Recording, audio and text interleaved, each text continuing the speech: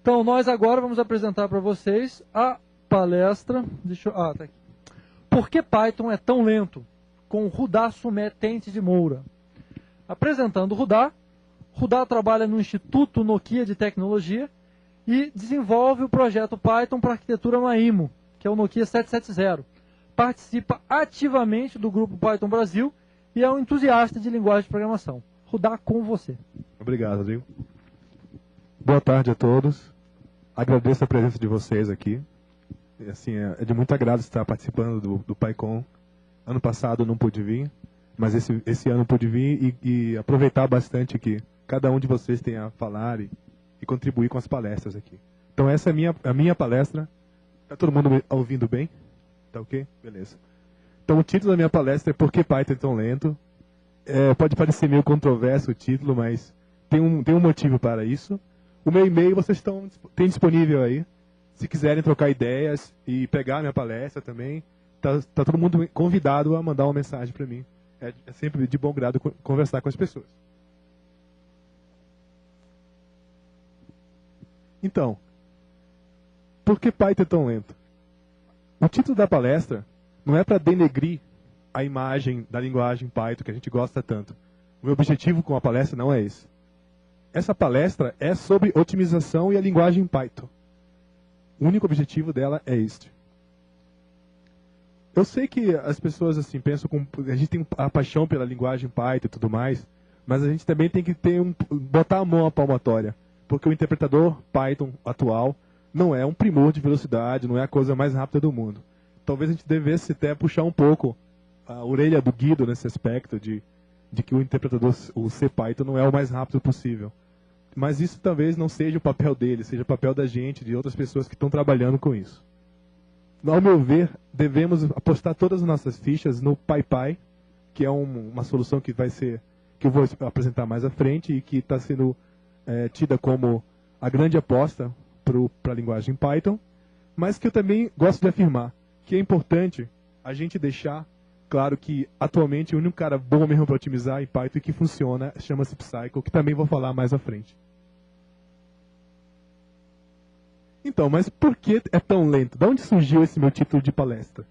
Esse título de palestra meu surgiu a partir de uma história que eu escutei no meu tempo que eu trabalhava numa empresa de Linux. A gente fazia uma distribuição Linux nessa época e participávamos de uma feira e me contaram uma história que é mais ou menos a seguinte.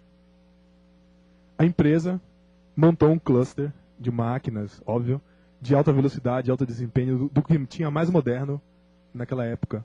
Fizeram uma configuração paralela e utilizando o POV-Ray, eles faziam traços de paisagens, de imagens que eram compostas de luzes e sombras e tudo esses detalhes de computação gráfica. Eram imagens geradas por computador, não era de verdade mesmo. Então a empresa preparou esse cluster com todo cuidado, todo mundo achando assim que, nossa, esse é o cluster matador, a gente vai poder abafar nesse evento.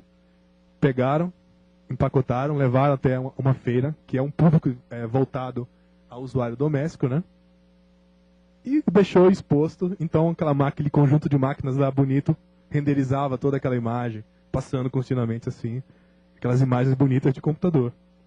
Só que, nesse exato momento, quando estavam já expostas as coisas, surgiu uma pessoa, um anônimo lá, que ninguém sabe quem foi a figura, e chegou, observou aquelas máquinas todas e prestou atenção no monitor, aí pensou, poxa, mas por que é tão lento isso? Lá no computador lá de casa, essa imagem aparece muito rápido no Internet Explorer. Tu entendeu? Então, o cara teve essa reação quando viu um cluster fazendo renderização de imagens em paralelo.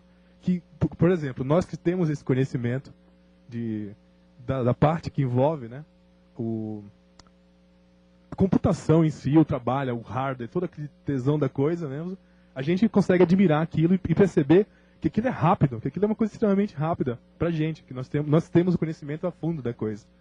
Mas para uma pessoa leiga, que está meio que desligada da coisa, não sabe o que está passando por dentro, aquilo ali era extremamente lento. Aquilo é um absurdo. Lá no Internet Explorer do cara, surgia automático o negócio, uma imagem demora para se traçar numa tela. Então aquilo era algo que ele não conseguia conceber, né?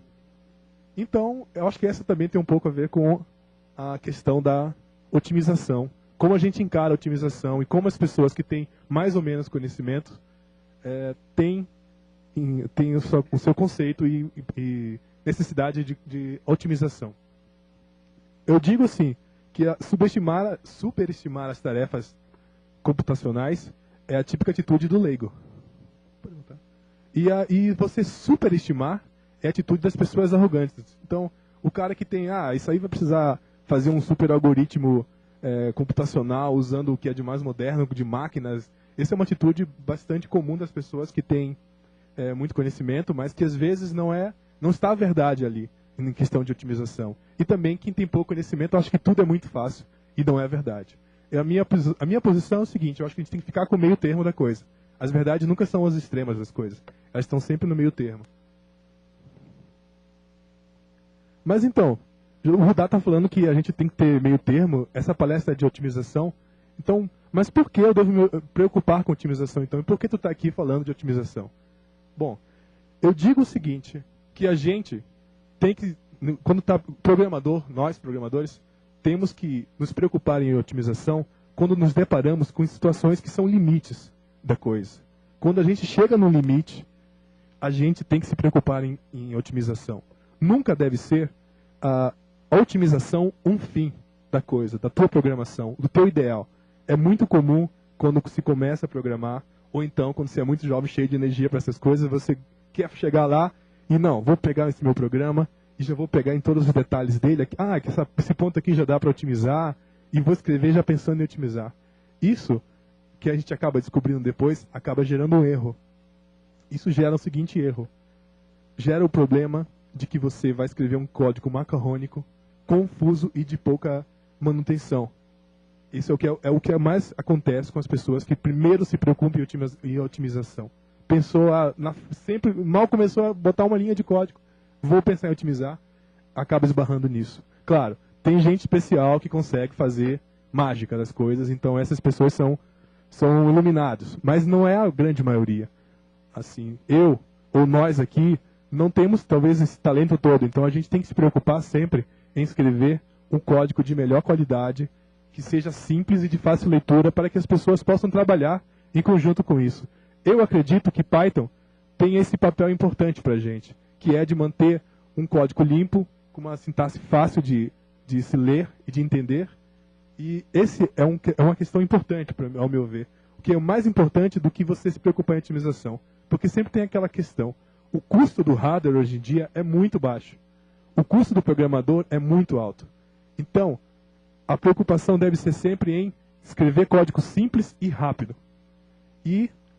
Simples e rápido e de fácil legibilidade. Por quê? Porque se você escrever um código em menos tempo, você está diminuindo o custo do programador e está fazendo com que o projeto custe mais barato também. Isso é um detalhe importante. Então, só para fechar nessa parte, eu diria o seguinte, que, como eu botei ali no slide, são as regras de ouro de otimização. A primeira regra de ouro que eu acho muito legal, que é do Knuth e mais do Horek, que são os dois grandes pais assim, de computação mesmo, né? É otimizar cedo é a raiz de todos os males. Então, esse aí é o grande achado da coisa. Que se você começa a programar logo pensando em otimização, tu vai quebrar a cara lá na frente. E a segunda grande dica é não otimize. Eu sei, assim, não vai otimizar nunca. Não é isso. É que não se preocupe com a otimização. As coisas vão dar certo.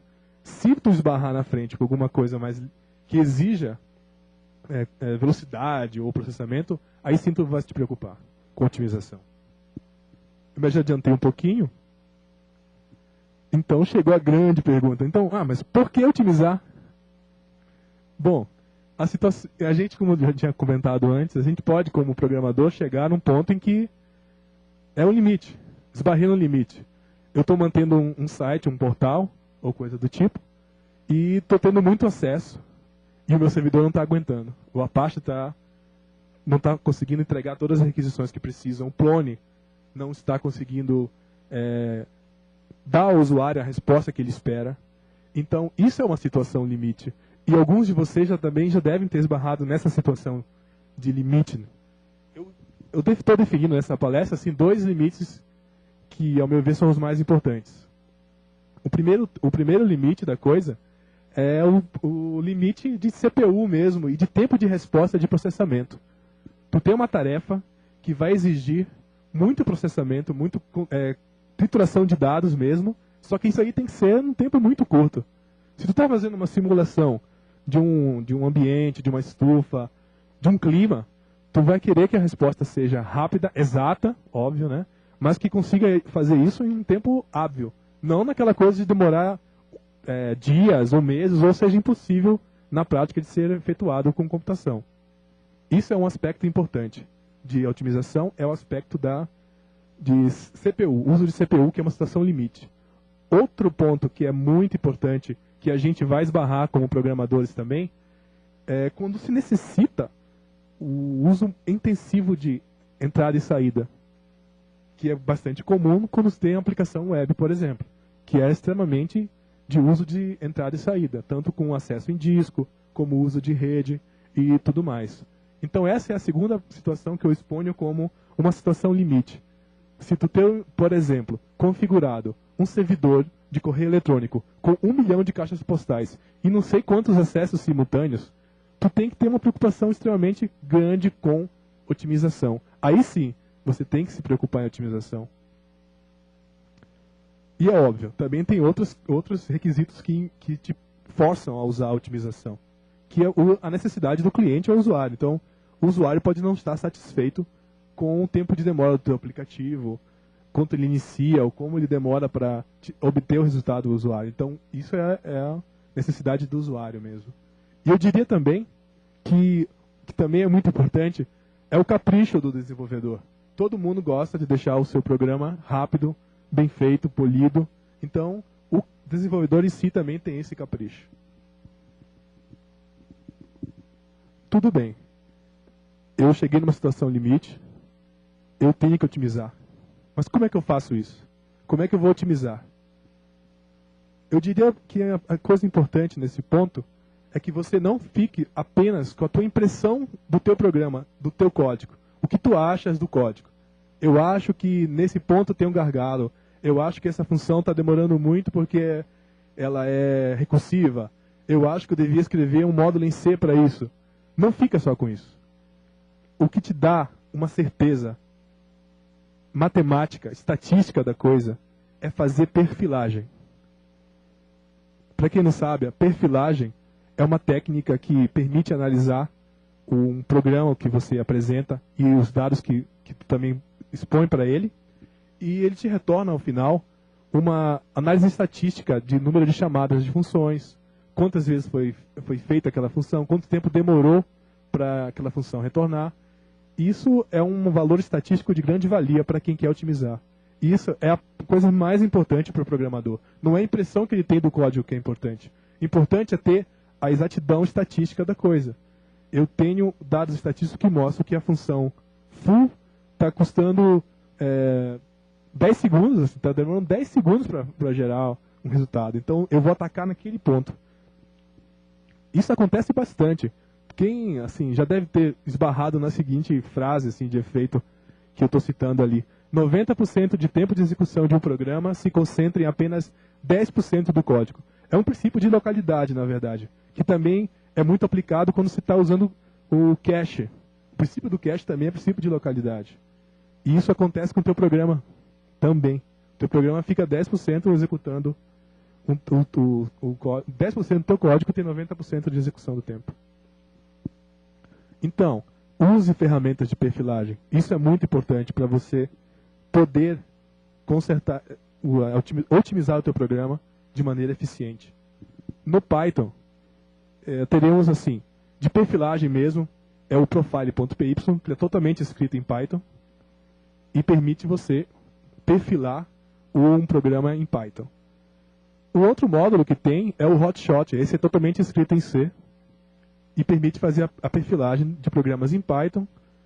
E a vantagem do Hotshot é só uma. Ele é muito rápido e interfere menos com o resultado. O próprio profile.py ele tem um overhead na perfilagem e pode não te dar uma coisa muito exata. O Hotshot ele é mais exato. Agora, eu acho que... Eu não sei se alguém já usou alguma dessas ferramentas de perfilagem aqui, alguém já usou? Vocês acharam que ela foi adequada, que funciona? Tu acha? Bom, eu tive a impressão que não deram um resultado muito legal, assim, as ferramentas não eram muito úteis.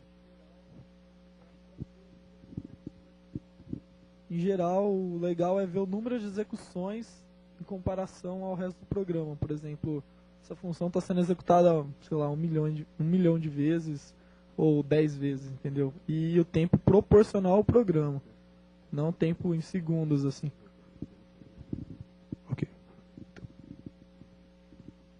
Ok, eu já usei a ferramenta de perfilagem, eu sei onde é que tem os gargalos do meu programa. Agora eu quero fazer o seguinte, eu quero otimizar esse gargalo. Como é que eu faço para obter melhorias? O principal de tudo, tu tem que conhecer a linguagem que você está usando.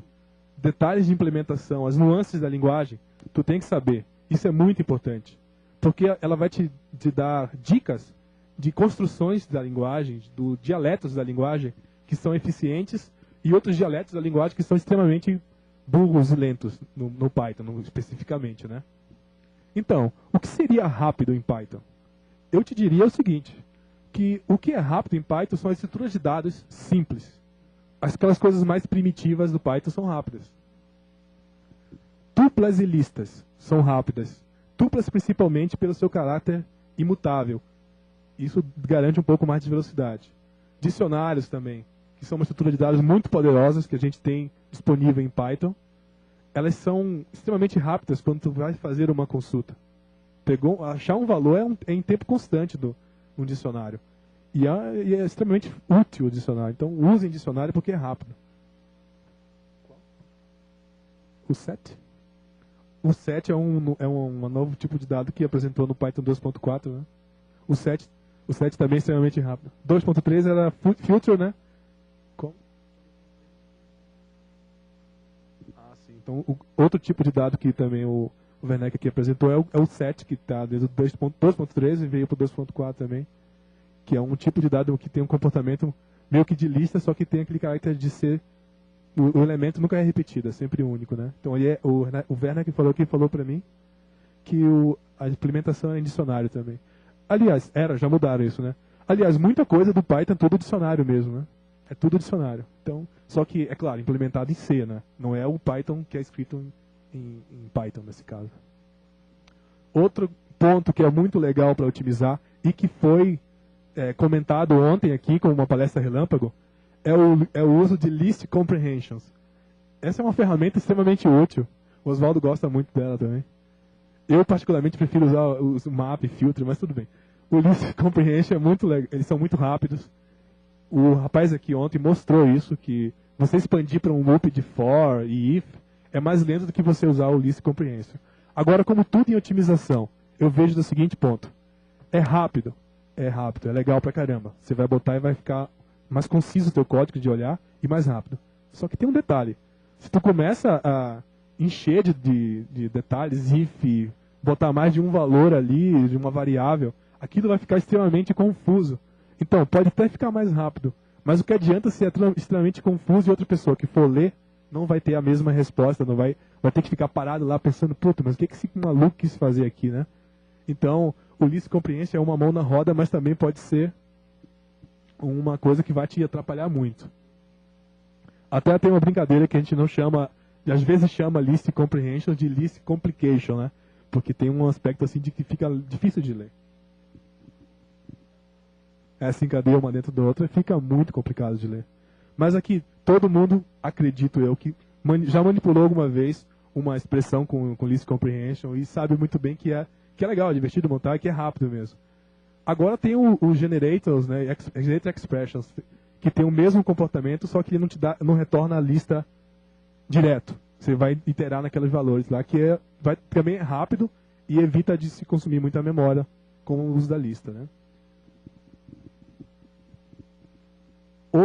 Outro aspecto muito importante para quem está programando em Python e conhece a linguagem é que os tipos embutidos do Python, as funções embutidas do Python, elas são muito rápidas. Acredite, elas são muito rápidas mesmo. Um operador, por exemplo, como o in, que tu vai pegar um valor e saber se ele está dentro de uma string ou dentro de uma lista, isso é muito otimizado no Python. Os caras já chegaram no interpretador no CPython e fizeram aquilo ser muito rápido mesmo. Acredite que isso é verdade.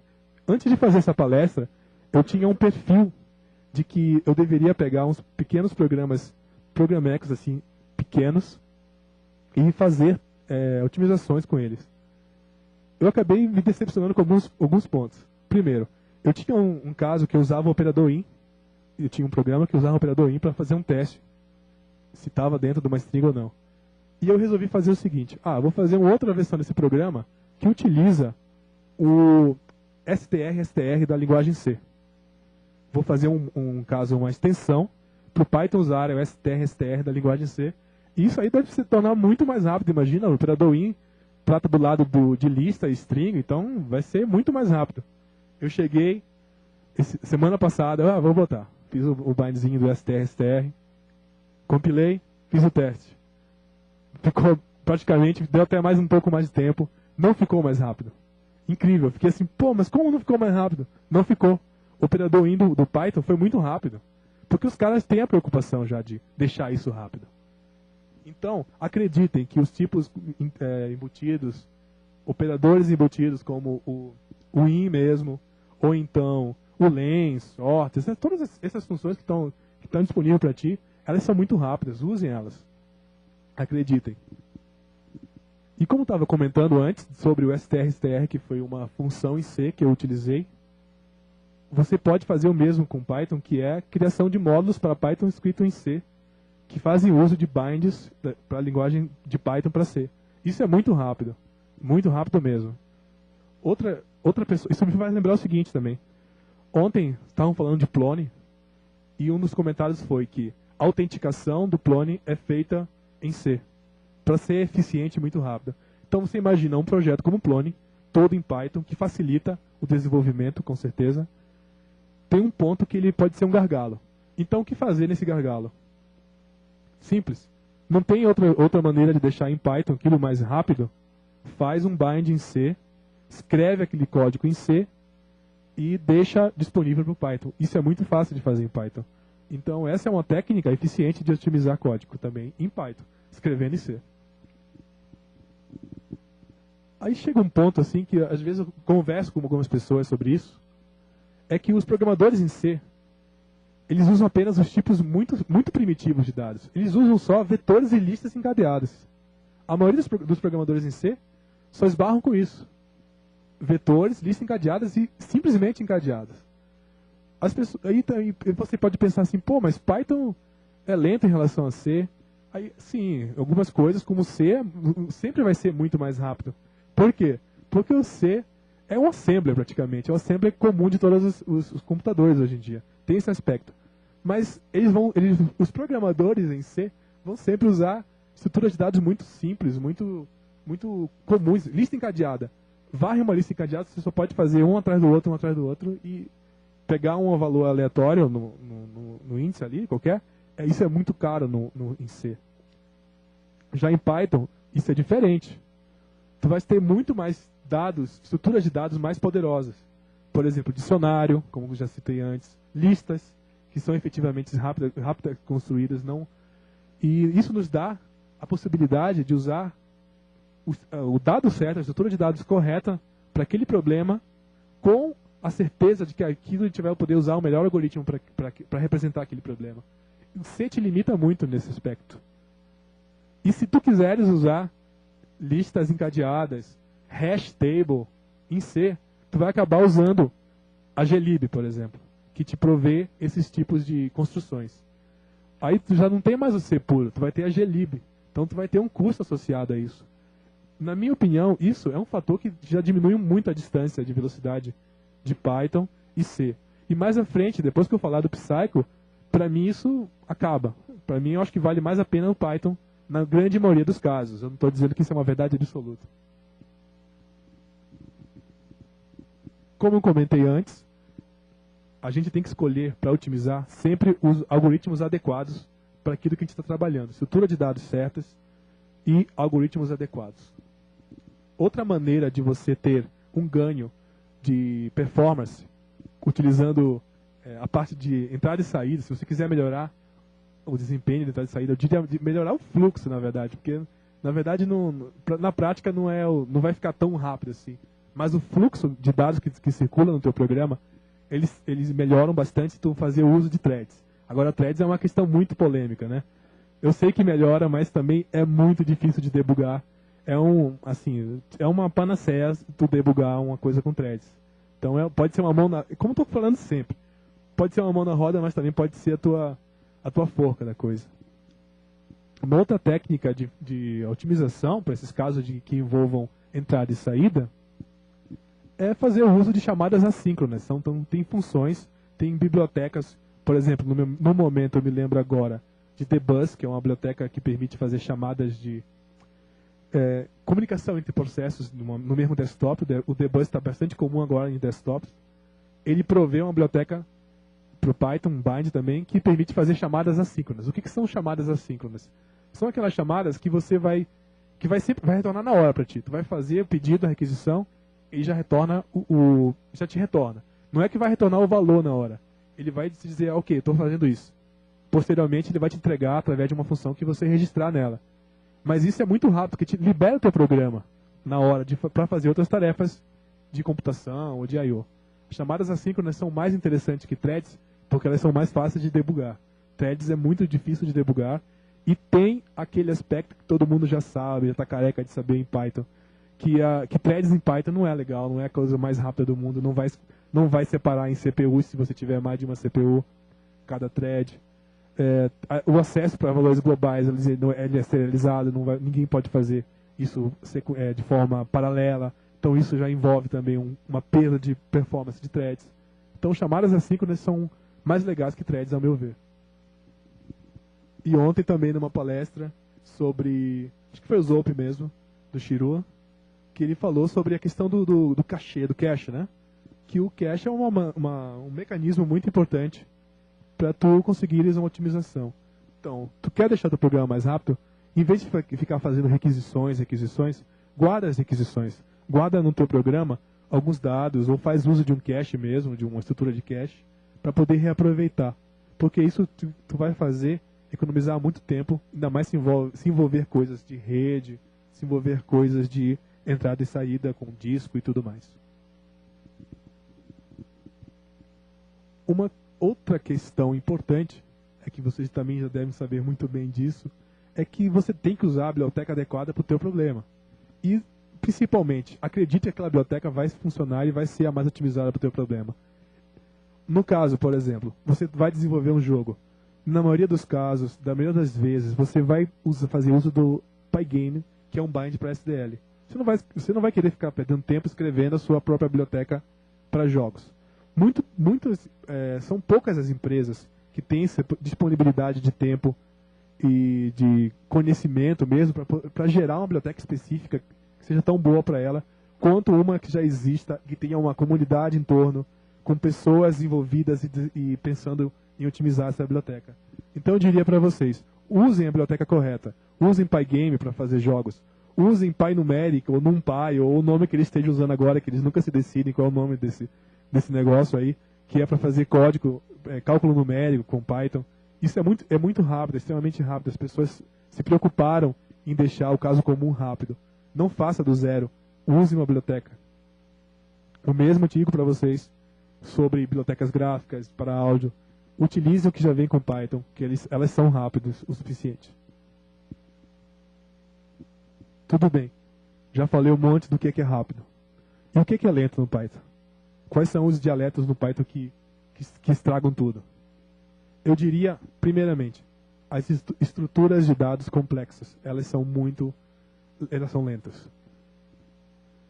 Eu digo assim, lentas para o caso que você quiser otimizar. Se você quiser alta performance, você não vai fazer um conjunto de classes e heranças e composições e tratar aquilo como para fazer uma coisa rápida demais. Não dá para fazer dessa maneira. Você tem que ter uma negociação consigo de programação de que ou eu tenho um programa bem feito, bem estruturado, ou eu tenho um programa rápido também.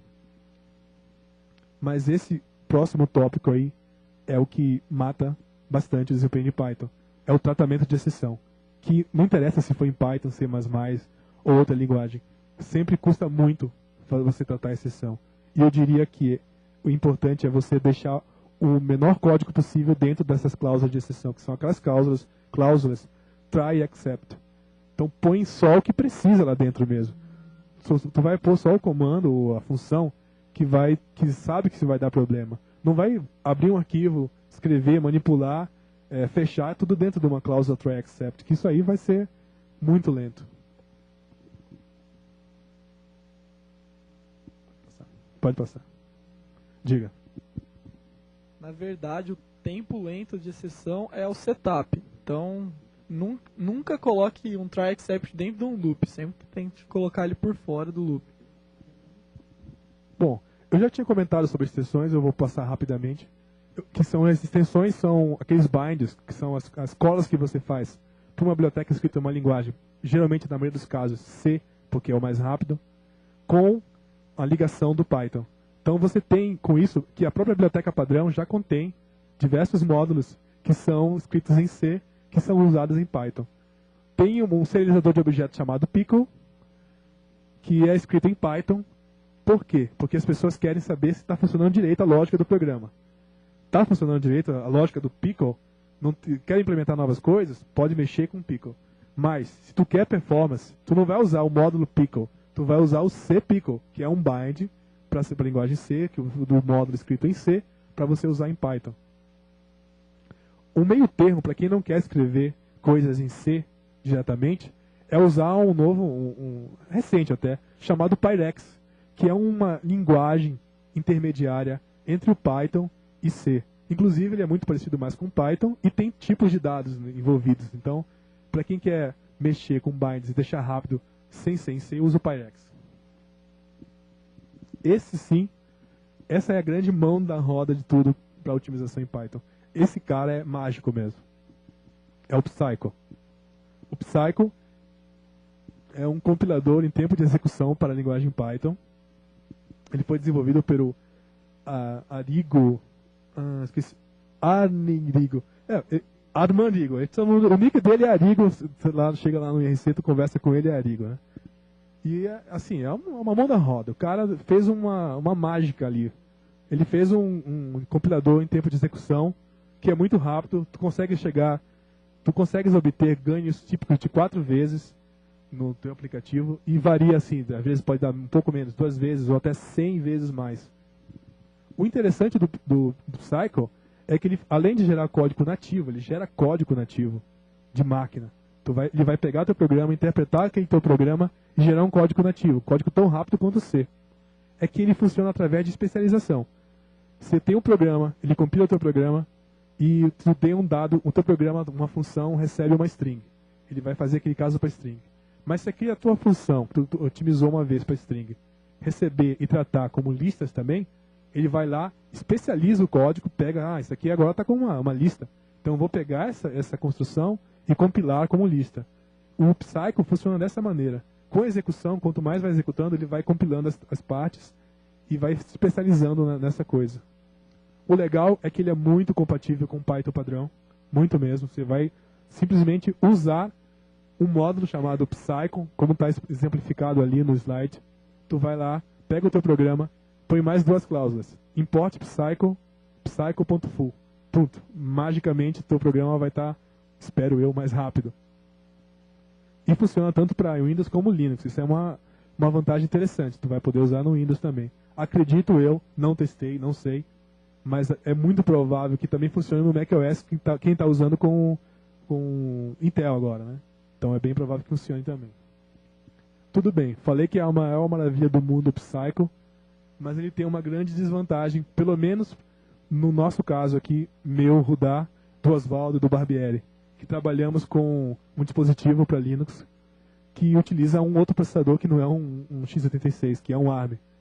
E é o seguinte, o Psycho só funciona para x86, só para Intel, e a AMD no caso. Não, isso não é para funcionar também com máquinas de extensões de 64 bits, não funciona. Infelizmente, só para x86 mesmo. Esqueça ARM, esqueça PowerPC, Spark, qualquer outra coisa.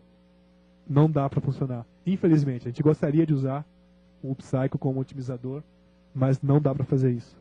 E o que é mais interessante é o seguinte: o cara que fez o Psycho, ele é muito louco. Ele ter feito esse Psycho que parece um grande hack, sabe? O cara chegou lá e fez o grande hack. Ele largou do Psycho. Ele diz agora que o Psycho é um projeto morto. Mas a gente vai saber por que ele fez isso. Agora, só para finalizar, né? O consumo elevado de memória e a compilação perdida quando você fecha o programa são as grandes desvantagens dele. Infelizmente, isso é verdade. Então, eu falei para vocês do Psycho, que é a grande maravilha do mundo e tal. Mas assim, o que nos espera no futuro? O cara do Psycho parou de desenvolver nele. Não vai fazer mais o Psycho. Para ele, o Psycho está entregue, ele faz isso e é o que ele tem que fazer. Não é mais nem futuro. Eu acho que no Python 2.5, que já é uma realidade, a gente já tem um novo parser, o AST, que ele nos promete a seguinte característica. Esse parser ele vai guardar mais informações que ele busca na parte de análise léxica e sintática e vai guardar isso de maneira que permita que as próximas versões do CPython possam ser melhores otimizadas. E também que IDEs possam fazer introspecção e poder obter mais valores, por exemplo, poder fazer expansão de comandos ou de parâmetros, que seja mais fácil para as IDEs utilizarem isso. Eu queria deixar assim uma sugestão, se puder voltar um pouquinho. Tá legal? Uma sugestão para quem tiver interessado em otimização, que eu acho interessante. Antes de escrever essa palestra, eu andei olhando sobre o bytecode do Python e também procurei na internet algumas pessoas que já tivessem olhado maneiras de otimizar o bytecode. Eu não estou falando do código que o bytecode gera em C, mas o próprio bytecode em si. Eu acho que o Fecundo Batista, ou algum carinha assim, já andou mexendo com isso. Mas a Brad Cannon também. E depois eu vi um cara grego que estava mexendo com uma estrutura para poder otimizar o bytecode. Mas assim, não levou em frente isso. Ninguém levou em frente. Eu tenho a impressão que há muito o que se fazer ainda nesse aspecto até, do bytecode. Deixa eu mostrar uma coisa aqui para vocês. Então, o que eu quero...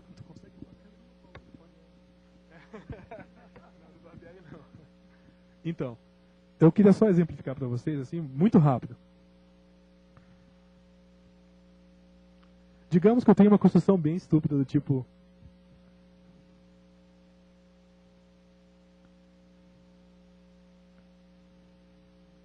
Ups.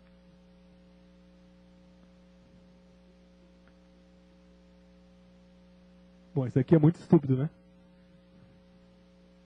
3 vezes hello, né? Agora vamos dar uma olhada como é que está o bytecode disso.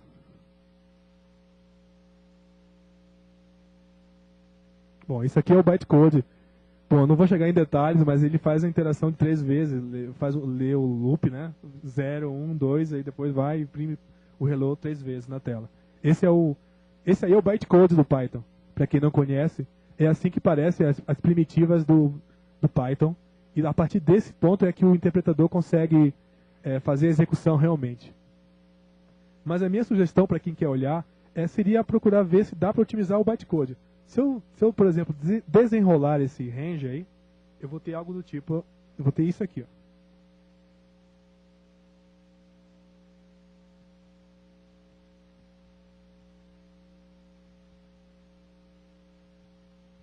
Aí vamos desassemblar novamente.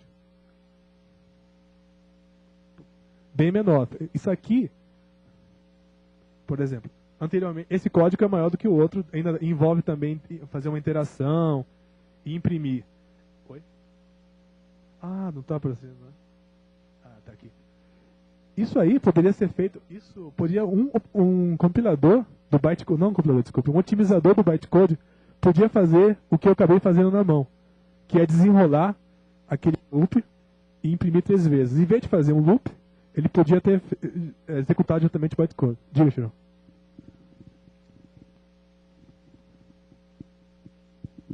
Uma contribuição... Alô? Ah, melhorou. Uma contribuiçãozinha. Esse tipo de técnica eu já vi isso aí no GCC também. O GCC faz isso justamente para tirar a chamada de pilha, né? O processo de fazer chamada de uma função, tem que empilhar parâmetro formal e um parâmetro para depois você desempilhar isso. E isso, na verdade, que cria um overhead, né? Então, quando você tem laços assim, uma das coisas que o próprio, você falou do Psycho, é uma das coisas que ele faz. Só que esse é um dos motivos pelo qual ele come memória. Porque pega uma função que ela é feita para rodar fazendo empilhamento e desempilhamento, ele simplesmente expande ela em memória para rodar N vezes quanto seria o laço. Eu já vi um artigo, eu não sei onde é que eu vi isso, eu teria que catar, se alguém me ajudar depois eu dou uma olhada. Mas eu já vi um artigo muito bom a respeito de técnicas de otimização de bytecode pro .NET. Exato, que são, se eu não me engano, é um conjunto de 13 técnicas que a especificação do .NET propõe e que o pessoal do Mono estava implementando. E uma delas é justamente essa. Essa parte que eu apresentei aqui, eu fiz questão de mostrar. Eu espero que tenha entendido o que eu quis dizer nessa parte. O bytecode ali não tem otimização que já faça isso que eu fiz na mão no Python. Imagina você executando várias vezes, tem um ganho. Então ninguém se preocupou ainda de otimizar bytecode. E é possível fazer isso. Então, eu dou uma sugestão para vocês que estão interessados em ir mais a fundo de Python, conhecer a estrutura interna do Python. Se quiser mandar e-mail para mim, para a gente conversar sobre isso, estou à disposição, porque eu acho muito interessante isso. E eu não vi ninguém mexendo nessa parte indo adiante. Eu acho muito legal essa parte também. O que me espera, para fechar a minha palestra aqui, eu diria assim, tem um grande salvador da pátria que está vindo aí, que chama-se PyPy. O que é o PyPy? O PyPy é simplesmente uma implementação de Python em Python na parte geral da coisa. Assim, eu vou interpretar o Python. Ele tem um Python que vai pegar o Python e vai traduzir esse Python. Só que o detalhe é que você pode pensar assim, pô, mas isso aí vai ficar muito lento, cara. Como é que imagina assim um programa, um Python que vai interpretar um Python? Tá, é lento mesmo. Mas o detalhe é que agora eles fazem isso para poder, primeiro, ser mais fácil procurar otimizar a linguagem Python. Se tu está usando uma linguagem para escrever de alto nível, Python, para poder mexer em Python, é muito mais fácil que você otimizar uma linguagem que está escrita em C, Python escrita em C. Então é mais fácil você mexer em programa em Python para poder otimizar o Python. E o detalhe é que o que vai garantir que o Python esse PyPy vai ser rápido, é que eles estão usando uma biblioteca chamada LLVM, Low Level Virtual Machine. Esse cara é a coisa mágica que está surgindo no momento, que inclusive já tem uma versão do compilador GCC que vai fazer uso do LLVM, que está fazendo uso do LLVM. Então o LLVM nada mais é do que uma máquina virtual simples, unificada para todo mundo usar e que gera código extremamente rápido. Tinha cara da Apple mexendo diretamente nisso. A Apple investiu nesse LLVM. Tem ainda. Já ouvi falar também que os caras da Apple já pularam fora, porque agora está todo mundo em Intel, então os caras vão usar o compilador da Intel. Mas o LLVM, que é a grande sacada dos caras do PyPy, para poder gerar código otimizado. O detalhe importante, falei do Psycho, né? O autor do Psycho largou e foi pro PyPy. Ele falou assim, não quero nem saber mais do Psycho, morreu, queria um projeto acabado. Eu falei para ele, mas esse teu programa funciona, é uma realidade, é muito rápido. Por que tu está abandonando ele? Aí ele falou, não, porque eu não consigo mais espremer mais dele. Ele não consegue mais fazer coisas além do que o Psycho faz. Então ele engessou o Psycho. Ele acredita muito no PyPy. Então a grande aposta para o Python ser rápido no futuro, para você otimizar seu programa, é usar o PyPy. Eu vou pular esse resumo que já estourou meu tempo, eu acho que já é redundante chegar nele. Bom, tem alguns links na minha palestra que eu utilizei como referência. Quem quiser a palestra, eu passo o meu e-mail. Estou à disposição agora para a gente conversar sobre as dúvidas que tenham. Eu tive que correr um pouco mais para poder caber todas as ideias que eu queria pôr aí. Mas as referências estão aí, a palestra está disponível, eu posso enviar por e-mail quem tiver interessado. Tem uns agradecimentos aí, eu trabalho no Instituto Nokia, eu gosto de agradecer essa oportunidade que eles me deram para vir aqui e expor a minha palestra. O meu chefe, o Aldenor Martins, que ele acreditou na proposta de utilizar Python como ferramenta. Eu, Oswaldo Barbieri, trabalhamos com Python no Instituto Nokia de Tecnologia para a plataforma Maemon. Uma das implementações é um dispositivo de PC pequeno que chama-se Nokia 770. E eu e Oswaldo trabalhamos diretamente com a adaptação do Python para esse dispositivo. Que também é uma forma de otimizar, mas de uma maneira diferente do que eu expus. É uma otimização de espaço, não de tempo. Também tem eu já citei até, o Gustavo Barbieri e o Oswaldo, porque a gente trocou muitas ideias antes de fazer essa palestra. E antes de trabalhar no Instituto Nokia, eu fazia parte da Haxent Consultoria. Então, meus amigos Sérgio e Guilherme também, que a gente trabalhou diretamente com um servidor de e-mails assim, muito grande, isso aí também me ajudou a poder explicar um pouco melhor essa palestra. Eu queria agradecer a presença de todos vocês. É muito gratificante estar com pessoas assim que fazem parte da comunidade. Algumas pessoas que eu não conheço, mas eu sei que têm interesse. Isso também me motiva muito de participar, de expor minhas ideias, de trocar essa conversa com todos vocês. Foi muito gratificante tê-los aqui. Obrigado, estou à disposição de vocês agora.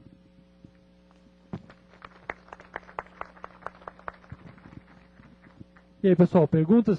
Já tem uma aqui. Na verdade, não é tanto uma pergunta, é mais um comentário. Tem uma outra opção de otimização muito que eu acho que é muito boa também, que é o Pyrex, que é uma maneira de você escrever código em C utilizando a sintaxe do Python. Na verdade, é um código intermediário. Ele é uma sintaxe parecida com a do Python. E quando você compila esse cara, ele gera módulos para o Python, que nem como se você estivesse escrevendo um módulo em C. Só que é uma sintaxe parecida com o Python, na qual você acrescenta declarações em C. Por exemplo, você pode declarar que uma variável é int. Você pode declarar que uma variável é uma string. Você fazendo essas declarações, o sistema tem mais chance de otimizar. Ela é uma ótima forma também de você fazer bindings para bibliotecas em C, se você não quiser escrever o C direto. O Pyrex é uma ótima maneira de fazer essas duas coisas. Tanto otimização, você escrever alguma coisa com uma sintaxe intermediária entre Python e C, quanto fazer bindings de código em C. Eu acho que isso é uma maneira legal de você otimizar o seu código. E é muito fácil fazer código em... o Pyrex é uma mão na roda também, mas assim, para código em C também é muito fácil. Deixa eu mostrar o exemplo que eu tentei usar. Só o trecho do código. Rapidinho, porque nós estamos com o tempo 5 minutos estourado já e tem mais 2 perguntas para você. Então vamos lá.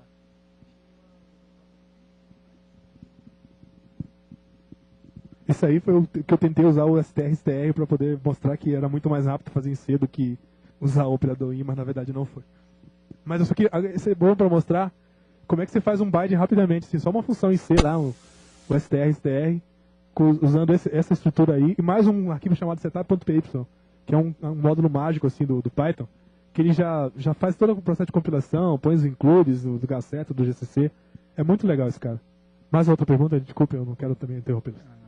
Eu sou estudante de física e eu conheço um pessoal que lida com simulação de partículas, coisas assim que exigem muito processamento, precisam otimizar demais o que, assim, você acha que algum dia a gente tem condições de largar o C finalmente e usar uma linguagem que preste? Inclusive, eu acho que não é nem C até que uso muito nesse meio, né? Uso um Fortran bastante, né? Fortran é muito forte nesse meio de científico, de simulação, de computação. Olha, às vezes é possível. Eu sei também que tem muita gente que está substituindo o MATLAB com o Python e utilizando o próprio PyNumeric. Então você consegue substituir o MATLAB com o PyNumeric. Eu não sei os detalhes direito, mas o PyNumeric ele é bastante rápido, ele funciona bastante bem para essas questões de... Quem tiver alguma mais experiência a falar sobre isso, quiser tecer um comentário, realmente não é a minha área, então eu estou falando apenas o que de ouvir, né? Não é aquela experiência que é realmente de prática. Vou dar. Na verdade, não sei se a pergunta será para você. Tem uma que é para organização, você vai ter um esquema bacana de publicar todas as palestras, PowerPoints, OpenOffice, tudo direitinho.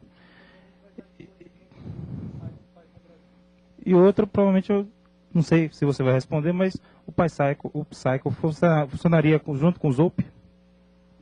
Olha, sim, né?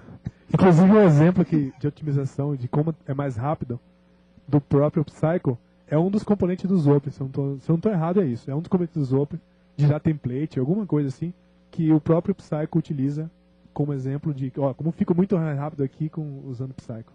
Tá legal? Então, sim, a resposta é sim. Sempre faça um teste. Tem um programa lá em Python que tu quer ver se tenta ficar mais rápido. Import psycho.full, abre e fecha parênteses. Claro, instala o módulo antes, com a sua distribuição favorita, né? O Psycho ele funciona com o Zope, com Plone, não existe nada que impeça você de usá-lo. Mas tem uma outra coisa para você prestar atenção, é que na maior parte do tempo, a lentidão do Zope pode não estar onde você está tentando otimizá-lo. Você tem muito gargalo na rede, na comunicação com o browser, você tem muito gargalo na hora de buscar os dados do disco para renderizar. Então, tipo assim, para renderização do page template, uma vez que o page template foi buscado, e aí para fazer aquela substituição de variáveis, sim, aquilo é muito acelerado. Mas existe muito mais no Plone, no Zope, do que só a renderização do page template. Então você pode ter gargalos que o Psycho não consegue otimizar.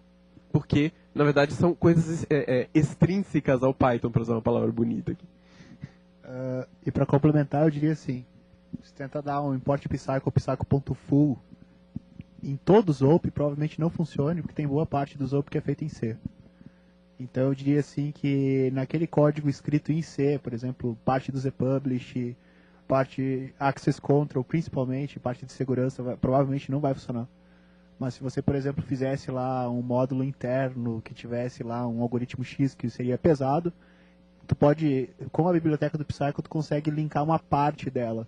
Ou seja, ao invés de tu dar um psycho.full, tu faria a linkagem de uma classe ou de um conjunto de métodos. Exatamente. Mas fazer isso com o Zope inteiro, provavelmente ia explodir o Zope. Eu sei porque eu já tentei.